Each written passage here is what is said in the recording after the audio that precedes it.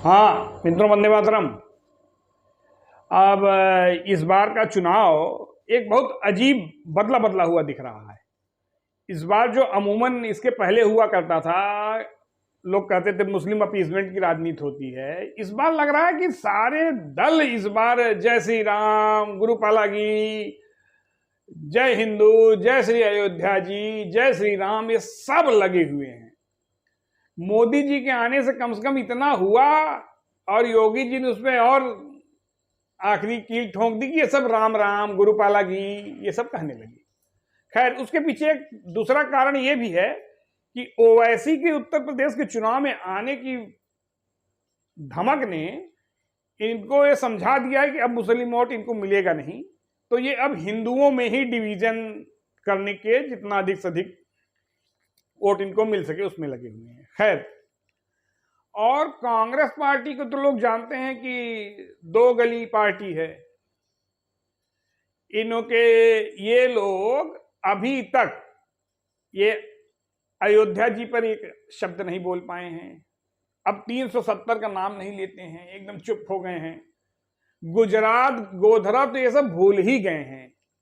और अपने कुछ एजेंटों को, जो कांग्रेसी बनते हैं, इनको अयोध्या जी, अभी तक राहुल गांधी अयोध्या जी का दर्शन करने नहीं गया, सोनिया अयोध्या जी का दर्शन करने नहीं गई, प्रियंका अयोध्या जी का दर्शन श्री राम जी का करने नहीं गई, लेकिन अब बंद सब हिंदू रहे हैं। ये वही कांग्रेस है जो कभी कश्मीरी हिंदुओं या कश्मीरी ब्राह्मणों का उसने नाम नहीं लिया। उन पे अत्याचार होते रहे, मार खाते रहे, कभी नाम नहीं लिया। ये ईद का, बकरीद का, रोजा अफ्तार का प्रदर्शन करते थे। और होली अभी पिछले साल 2 साल से फोटो तो कुछ सार्वजनिक करना शुरू किए हैं, ये शो करने के लिए हम भी हिंदू हैं। और इनको लगता था कि हिंदू समाज एक होगा नहीं। इनके पीछे सोच थी कि हिंदू समाज एक होगा नहीं। ये इनकी एनालिसिस बहुत गलत निकली। और आपको एक चीज जान के आश्चर्य होगा कि प्रियंका 2019 में फैजाबाद गई और रामलला का दर्शन करने नहीं गई। ये अपने आप को ये बैप्टिस्ट ईसाई मानते हैं अंदर से, ये शो करने के लिए, वोट लेने के लिए कुछ भी बन सकते हैं। तो इन लोगों की, वो कपिल सिब्बल ने कहा कि प्रभु श्री राम काल्पनिक है। हिंदू आतंकवाद, भगवा आतंकवाद, मणिशंकर अय्यर ने पाकिस्तान में जाकर कि यहां के कुछ सेकुलर वोट लेने के लिए उसने कहा कि हमारी मदद कीजिए, हम सरकार गिरा सकें, हमें वोट मिले। तो इनका ये सारा अभिनय अब बंद हो गया। सिद्धू को सिर्फ इसलिए पारितोषिक मिला है कि वो वहां जाके बाजवा का गले लगाया, इमरान खान से गले मिला, ताकि यहां एक संदेश कुछ देशद्रोहियों में ये जा सके कि अरे ये पाकिस्तान से मिले हुए हैं, ये हमारी मांग पूरी करेंगे, ये हमारे गजवाए हिंद के फैसले को, हमारे गजवाए हिंद के मंसूबे को सफल करेंगे। आप जान लीजिए कांग्रेस 1000 करोड़ रुपया प्रति वर्ष हुर्रियत के नेताओं को सुविधा के लिए देती थी, जो भारत विरोधी नारे लगाते थे और जो कश्मीर का पाकिस्तान में विलय चाहते थे। ये वोट बैंक के लिए इस स्तर तक गिर गए थे कि कश्मीर में हमारे जवानों के हाथ बांध दिए थे। शाम को इनकी बुलेट गिनी जाती थी, गोलियां, कि गोली कितनी है बताओ। और वो बेचारे हथियार बंद होते हुए भी इनके ईंटे पत्थर का शिकार होते थे, सिर्फ इसलिए इनको, इनका सेकुलर वोट बैंक ना गड़बड़ हो जाए। वो खुश रहे, वो देखेगा कि सेना का अपमान हो रहा है तो खुश होगा, वो देशद्रोहियों का वोट लेने के लिए, बांग्लादेशी, रोहिंग्या, तमाम इनका वोट लेने के लिए। राहुल गांधी कहता था चप्पल चोरी करते हैं लोग मंदिर जाने वाले। और आप जान लें कि इन लोग इतने एंटी हिंदू थे, अब जाके हिंदू बने हैं कि 370 खाक से खत्म हुआ और राहुल गांधी कश्मीर तक पहुंच गया, वहां एयरपोर्ट पर उसे रोक लिया गया और एक बार भी कभी दिल्ली में रह रहे कश्मीरी ब्राह्मणों की से मिलने नहीं गया।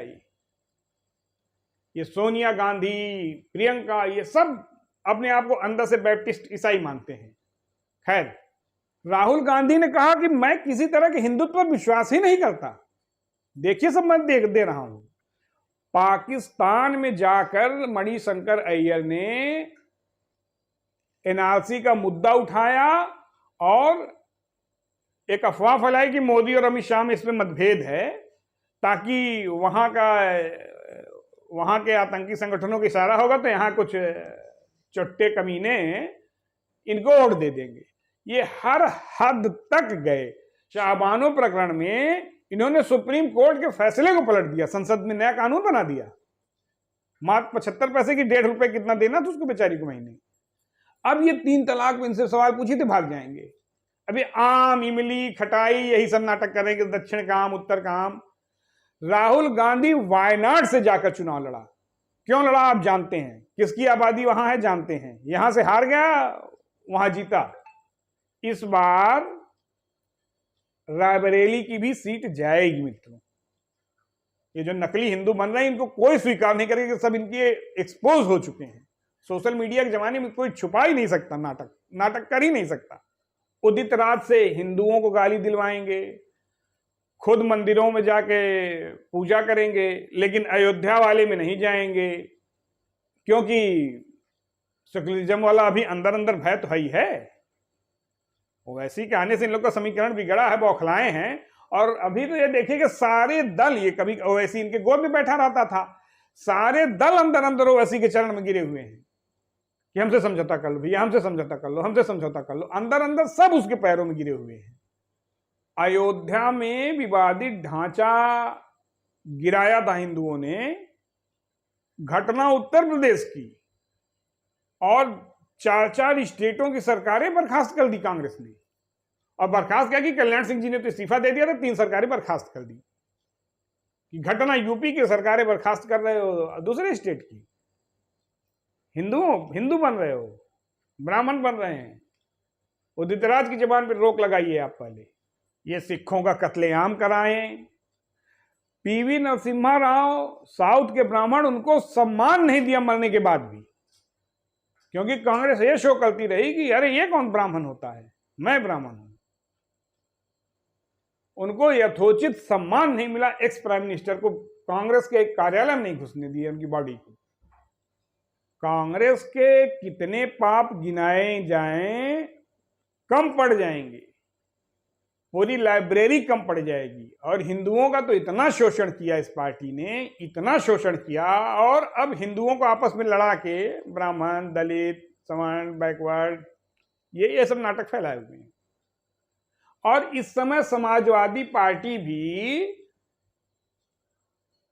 नकली हिंदू अखिलेश यादव, कोई ब्राह्मणों की मदद मत करे, मुस्लिमों की बेटियां हमारी बेटियां कहने वाले अब इस समय हिंदू बने हुए हैं। और एक पवन पांडे लफंगा टाइप का, वो इस समय इनका प्रवक्ता बना हुआ है।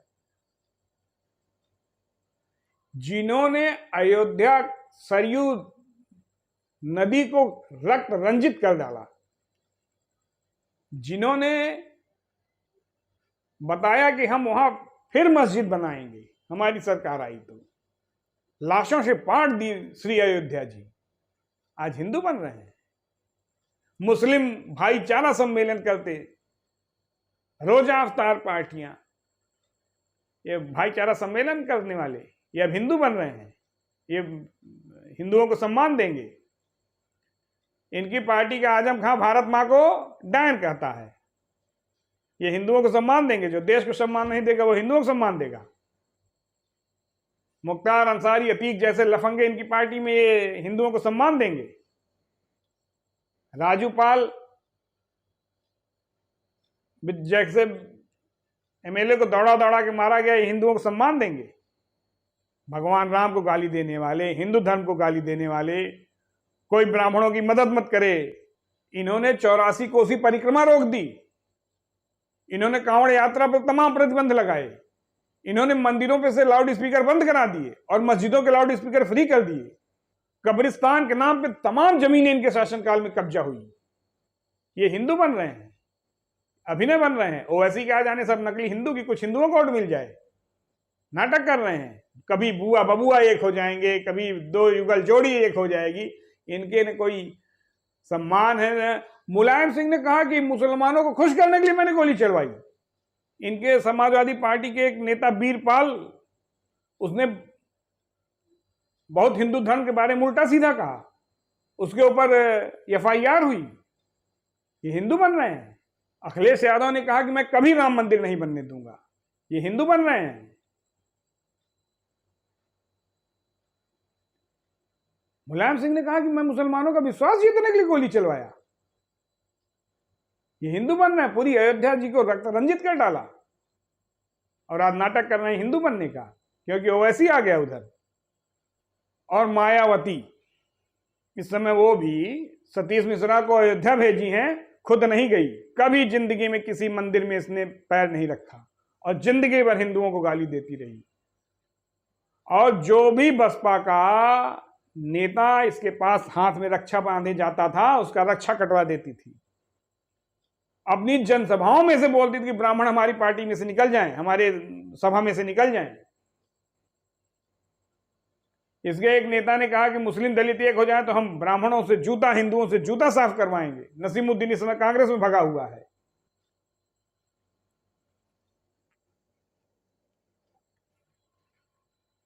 मायावती ने टीवी पर बोला, गांधी जी को शैतान की औलाद बोला, और ये कांग्रेसी उसके मायावती के खिलाफ कहीं बोलने की हिम्मत नहीं करते हैं।